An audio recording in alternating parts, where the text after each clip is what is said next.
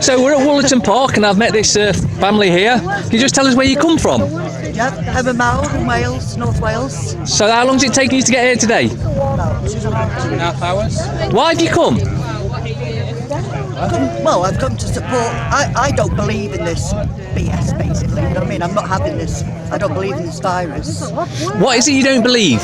Well, I just think it's all a scam. I can just smell rat about it, basically, but I just don't think that there's anything to be worried about, you know? Personally, I think that I'm more concerned that they're going to try and enforce more laws on us. Yeah, that's what my concern is.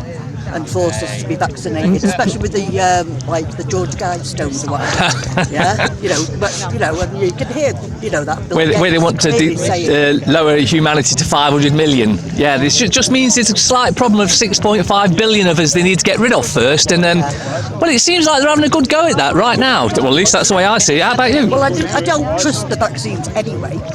Yeah, the fact that they've got aluminium in them, which is, according to that Professor Christopher Exley, yeah, he was saying that all the brains of aluminium, people with autism and what have you, had aluminium in his head, yeah. So and mercury and pesticide, insecticide, all of that. And aborted fetuses. Yeah, that's right, yeah. On all the animals. I'll just say something about the aborted fetuses now. What they tend to do, they tend to be girls' aborted fetuses. Right, now, girls and blokes, the only difference is one has 2 Y chromosomes and one has an X and Y. But if they put the girl fetus into a bloke, that means that they get the extra chromosome. So this could be a reason why you've got a lot of these kids now saying, I want to be a girl, because they've been injected. So they've got girl chromosomes in them. I've got to say, I'm beginning to wonder now the way I thought this would be a great opportunity now, and people would be like, yeah, we can see what's going on, but yeah, there seems to be so many people that are just, believe in this. I couldn't believe it, you know what I mean? I didn't realise how much alone I was where I live, you know what I mean? It's like, I'm like, oh my God, there's nobody else around. Well, I've been doing this for nearly 20 years, and when I started off, I was the only one that could see what was going on. Oh, it's awful, isn't it? It is, and I went through things. I went through fear. I might as well kill myself because they've got all the weapons and that. And then I started to find cures for AIDS and cancer. You see, when AIDS first came out, I remember when I saw that on television, I was like, I could just smell rat. I was like, this just isn't right. It's just this feeling you get. But I did have that same thing as David Icke. Yeah, I had that vibration. Yeah, exactly the same experience, And it's always been different since then for me. So what was it that initially got you going, there's something not going quite right here? I think one of the first things really was when I went to a funeral years ago, and it was all that scrapey thing that was going on, and we were being and I went to a funeral and we all had to walk over this little mat. And I was like, what the hell is that? Yeah? I mean, that set me off, I've got to say. That did set me off. And then, plus, I wanted to improve myself as a person. Yeah? And that's when things start to change for me. Got to be careful what you wish for. Yeah? Well, just make sure you know what you're wishing and you're very precise. Yeah, well, that's it, yeah, for sure. Well, these 2 documents I've just let you have a look at just down there. What did you think of them?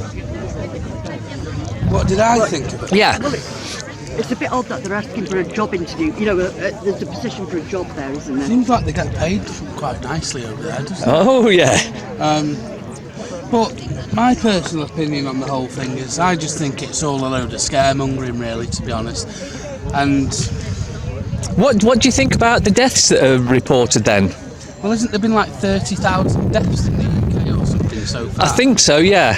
But isn't there like thousands of deaths anyway every year? Well, we've just not been told. Interesting that you say that. Matt Hancock came out about 3 or 4 weeks ago, and he did this really sad video where he said, sadly, 10,000 people die each month in care homes.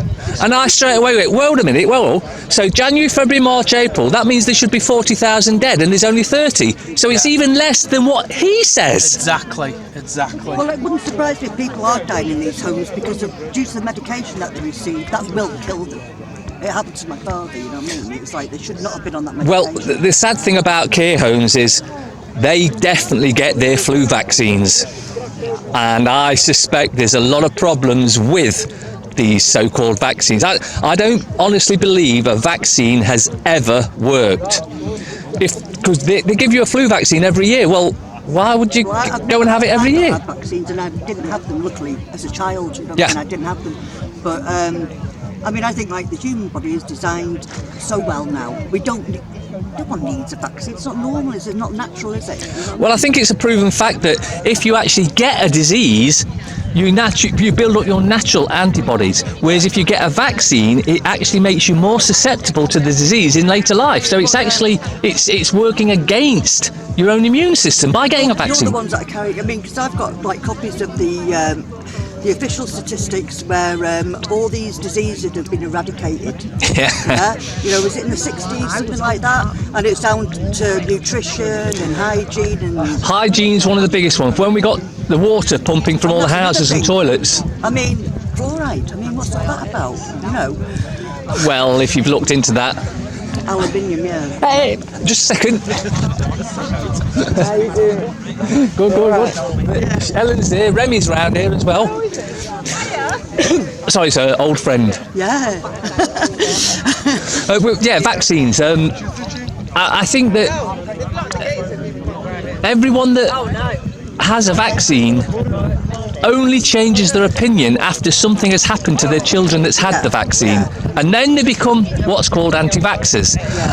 And I don't believe that's the correct term. I think it should be people who actually do the research and make sure that they're putting good things into the kids, not bad things. Well, it changed for me. Like I said, my two eldest children are 30s now. I just went and got them vaccinated, just like everybody else. I didn't even think to question it. Absolutely not, you know. But at the time, I thought the government was there and cared about it. You know what I mean? Yeah. But with my youngest boy, because I was 40 when I had him, it was my gut feeling. Yeah, it was my gut feeling, and I would not bend. You know, I mean, I was the only person, and I wouldn't break over it. But since he went into care, got taken out of my hands, didn't it? You see.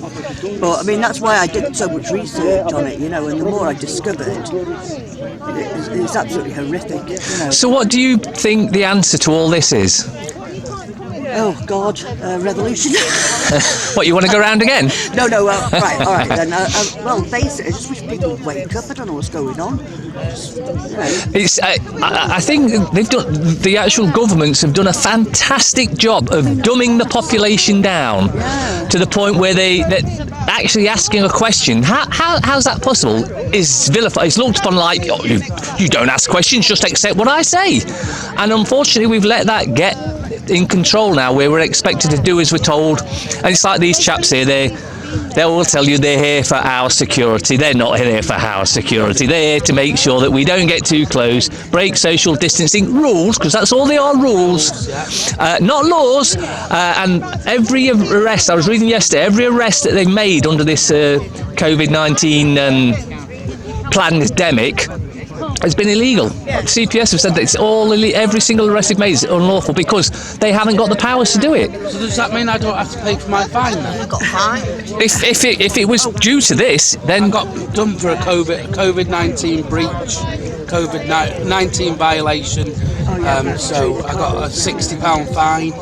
That's another thing, though. I don't even understand why the people, the public, are paying for the police services when they're not here for us. They're here for the elites and that. You know what I mean? Or you know, they're not working for us, not doing it for us. You know. One thing I have noticed on this, it says it's not considered to be highly contagious anymore, is it? So, no. So if it's not highly contagious, then why are we still all on this lockdown? What other reason are we on this lockdown? Well, bearing in mind that document there, actually they posted that on the 19th of March, and then it was 3 or 4 days later when they actually locked us down. So they knew it wasn't contagious, but still locked us down. Yeah. Now that to me suggests there's some other plan, that there's some other reason they wanted us locked down, and I got to be honest, I don't think it's for our benefit. No, I don't. What do you think of all the 5G then?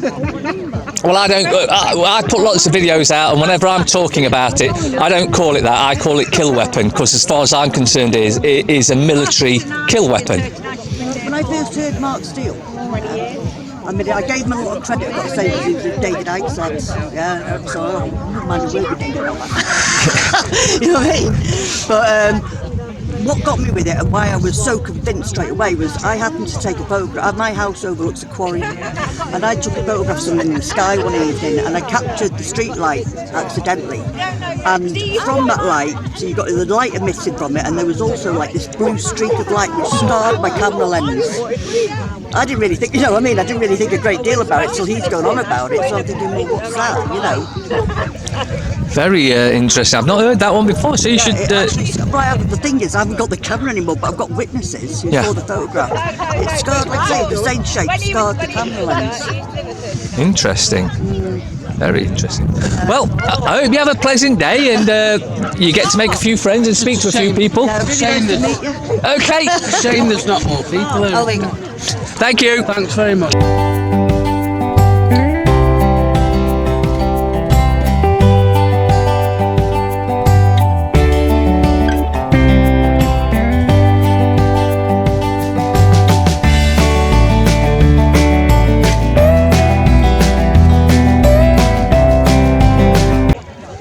And what's brought you here today?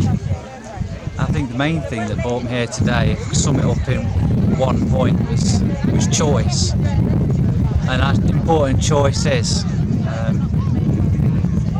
we're losing freedoms all the time, but I think the main thing that out of every single thing that's wrong with what's going on in the world right now, it's people, and not just Bill Gates, but a lot of people coming out and openly declaring that they believe that we shouldn't have a choice when it comes to not only going out, but this vaccine I'm speaking about and monitoring them. I've got children myself, and I've come here today because they can't defend their own freedom. And as a father, I feel like I'm the only one that can do that, although my power is very limited.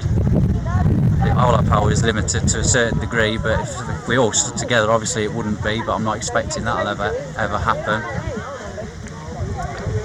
That's it really, Mark. I think that there's what led me to this is that nothing seems to make sense really. I've looked at the figures that Worldometer's putting out. I'm not saying they're accurate, but they're the official ones. They don't seem to be adding up. I looked again today, 308,000 deaths worldwide. That's on par or lower than seasonal flu, which only lasts for half the amount of time that this has been going on for. What were you saying about the annual deaths from starvation? Or the daily deaths from starvation? The daily death from starvation, I don't know the exact figure off the top of my head, but it was something like 700.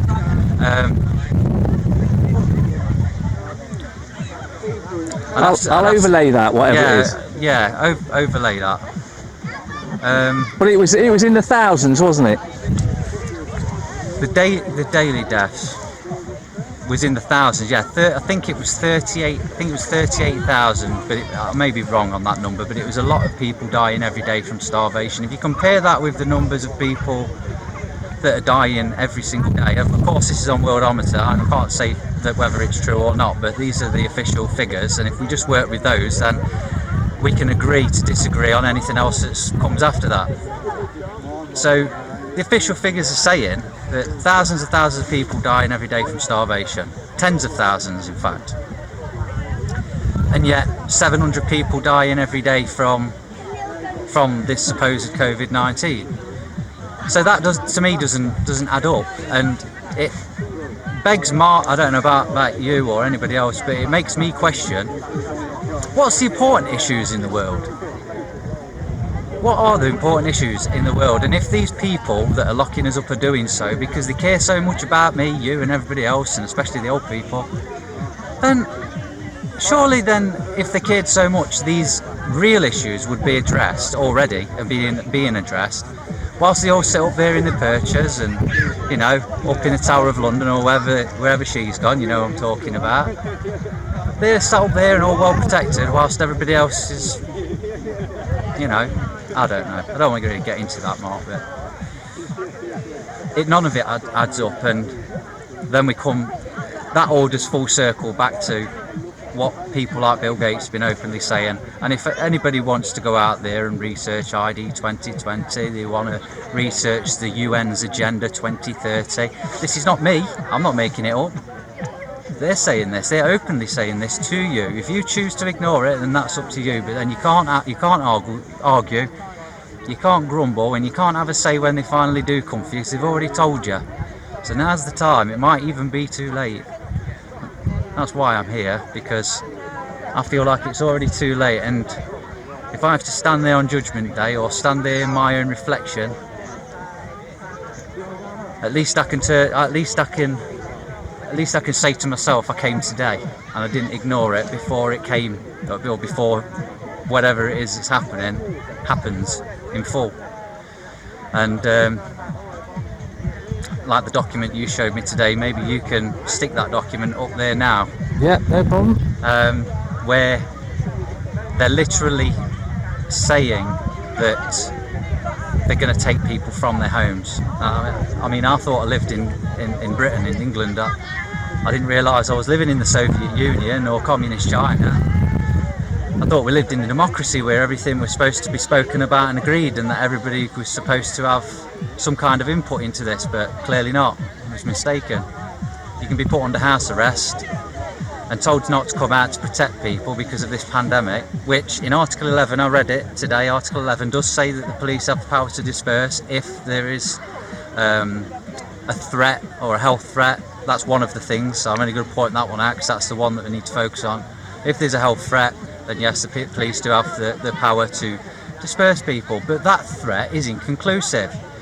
It's inconclusive. They haven't proven to anyone, at least me, that this is a threat to us, and that it's worth, and it does justify this lockdown that we've had. I'm saying 308,000 deaths today. Oh, by the way, just wanted to point out that the UK deaths have now gone on to not applicable. They're now registering them as not applicable. I don't know why they've done that. And also, new deaths I think has gone non-applicable on the worldometer as well now. So I don't know why that's happened, but I just found it interesting that I was trying to do some research onto the UK deaths and the figures, and that information's just gone. But I've got some history of it, so I can obviously research the history, but it's not relevant to today. I've digressed a little bit there. But yeah, choice. That's why I came, Mark, and I'm worried that I'm worried that choice in life is coming to an end, and that your choices will be our children, your children, my children, and our grandchildren are going to be marked from birth, and that is literally a branding. You've then been branded since birth, just like cattle. You walk around in a field, you see all the cattle, they've all been branded, all got tags in their ears. You're just going to have it embedded in your skin, so you're not going to be able to see it, but there's no difference really. So therefore, what makes you any different to goy, what they call as cattle? Well, it doesn't make you any different. I don't want that for my children, and I'm sure you don't, and for anyone that sees this, I'm sure you don't either. And that's why I'm here. If you couldn't be here, then I'm here for you too. And hopefully there will be other moments where we can gather, and there will be other moments where we can share opinions, and there will be other moments where hopefully we have a bit more of an impact than what we've had today, and you will come too. Can you just share the conversation you were having with the constable about what the papers were saying and what actually has happened? Oh yeah, I mean, I spoke to quite a few today, but the female constable that I spoke to just moments ago was saying that I asked her if she was alright first of all to break the ice, and I said, oh, it's gone relatively easy for you today, no problems. And I said, I guess it doesn't always go as easy as that. And she said, oh, actually most of the time it does. You know, you do get the odd time where it doesn't go as easily as this. And I mentioned the newspapers that, and I don't have the article to mind, but I read in the papers today before I came that if you came, you would be fined. That anybody that was gathering would be fined and dispersed, and then obviously beyond that, I'm guessing that it would have been arrests. And even for me, I was definitely going to come anyway, but even for me it made me think twice, and a couple of people that was going to come with me, they backed out, so it did have an effect, and I'm guessing that there would have been more people here today if not for that article. But I told the officer about the article and how it was fearmongering, and her response was a bit of a snigger, and well, you know what the papers are like. That was never going to be our route, and that was never the way that we was going to go about things. But you know what the papers are like; they're always trying to put the fear into people and trying to make a story and this and that. So, and she's not the only officer that said that to me today, and when we've had conversations actually, which I find quite heartening, to be honest with you. That the officers I've spoken to today, they have exercised the law properly. They have allowed people to gather, and when we've spoken, we've put ideas backwards and forwards. They've been very open to speak about it as well, which has really made me happy that the people that have opted to serve us and protect us, that they're acting in that manner. I've got to be honest, I didn't expect that at all. One of the officers had a selfie with me earlier on, obviously 2 metres apart, I must add. He stood behind me and had a selfie with him just to show unity, especially to all those people that thought that people like myself was coming here today to start trouble or to get on and argue with. It's not our intention at all. It's just that we're all free to express ourselves. That's the whole point of us all being different in life, is that we all express ourselves differently, and we should all be free to do that. We shouldn't be marked at birth and say, right, next. We're not coming off a production line.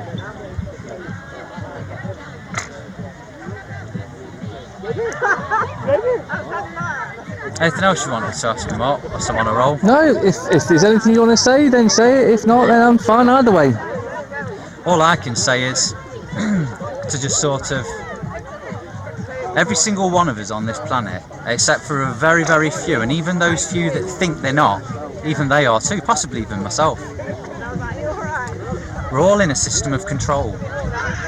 Whether you're in a system of control that's down here, up there, over there, or over there, whether it be a political view, whether it be nationalism, whether it be religion. Now look at the word. What's the word telling you? I don't need to say anything. Alright? Doesn't matter what it is. If you're allowing something to dictate your trail of thought, you are within a system of control. Stop that. Stop it now. Be free. Be as you was when you was born. Perfect. You didn't need anybody's influence, you didn't need any programs from the TV or anything, putting ideas in your head. You already knew all the answers. Just didn't put you in the right place, which is inside you.